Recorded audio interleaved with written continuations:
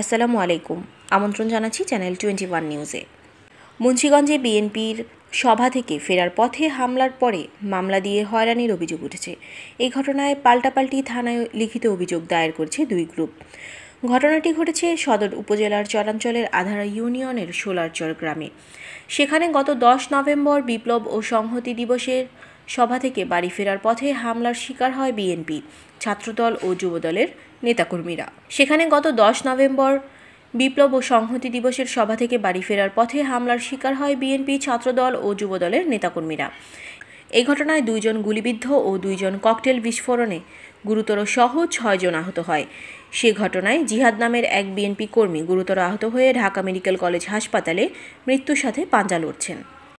হামলার বিচার চেয়ে থানায় লিখিত অভিযোগ দায়ের করায় কাউন্টার মামলাসহ হামলার শিকার হচ্ছে আহতরা। আহত স্থানীয়দের থেকে জানা গেছে, গত 10 নভেম্বর মুন্সিগঞ্জ শহরের জেলা বিএনপির কার্যালয়ের সামনে থেকে জাতীয় বিপ্লব ও সংহতি দিবসের সমাবেশ শেষ করে বাড়ি ফিরছিলেন আধারা ইউনিয়নের সোলারচর ও বকুলতলা গ্রামের বিএনপি, যুবদল ও ছাত্রদলের কর্মী সমর্থকরা। এ সময় পথিমধ্যে সোলারচর গ্রামের উত্তর প্রান্তে পৌঁছলে সাবেক সাংসদ ফয়সাল বিপ্লবের সমর্থক আহাদুল পূর্ব শত্রুতার জের ধরে বিএনপির নেতাকর্মীদের উপর অতর্কিত হামলা চালিয়ে ককটেল বিস্ফোরণ ও গুলি চালিয়ে 6 জনকে গুরুতর জখম করে। পরে হামলাকারীদের বিরুদ্ধে আসলাম কাজী নামের এক বাদী ভুক্তভোগী সদর থানায় লিখিত অভিযোগ দায়ের করে। এই ঘটনার ব্যাপারে অভিযুক্ত আহাদুলের সাথে যোগাযোগের চেষ্টা করেও তাকে পাওয়া যায়নি। সদর থানার ভারপ্রাপ্ত কর্মকর্তা ওসি খলিলুর রহমান বলেন, সোলারচর গ্রামের মারামারির ঘটনায় এখন পর্যন্ত 2টি লিখিত অভিযোগ পাওয়া গেছে। বিষয়টি নিয়ে তদন্ত চলছে। আমি বকুলতলা নির্বাসী সুজন সরকার।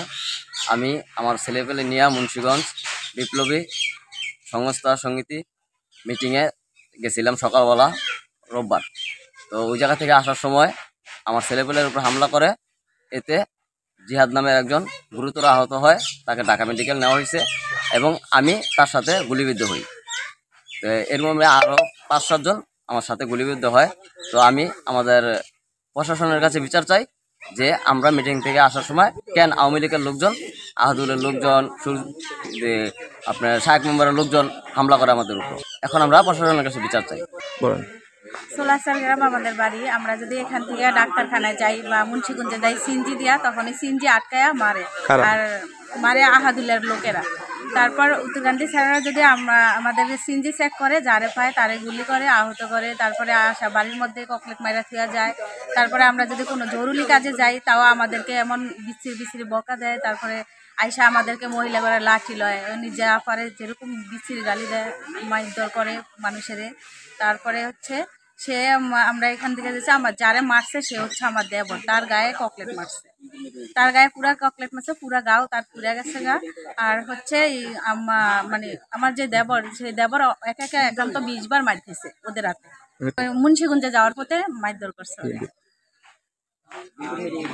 বিএনপির মিটিংয়ে গেছে, সেইখানে আওয়ার টাইমে মারধর করছে। আমি বিচার চাই ওদের যে আহাদুল্লাহ এত দূর করতেছে। আহাদুল্লাহ মানুষের টাকা গ্রাম চারপাশে গ্রামের মেশে করে টাকা খাওয়ায়া সে বাড়ির মধ্যে যে মহিলা পুরুষ সে বলে দেয় যে যারে পাইবা তারই মারবা, যার কোনো কেউরা রক্ষা নাই।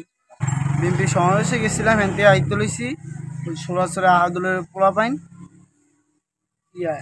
আলবি রনি ওরা আমরা আইতে লইছি, আমরা কিছু বলি না, আমরা আইতে লইছি এর ভিত্তে পাতলি পাতলি গুল্ডি ককলেট মারা শুরু করেছে গাড়ি। এই স্যার আমরা এখান থেকে গুলি লাগছে। কি কারণে করলো স্যার? আমরা এই বিএনপির ইয়াদ গেছি সমাবেশ বিচার চাই স্যার। এই ছিল এখনকার মতো। পরবর্তী সংবাদ দেখার আমন্ত্রণ রইল।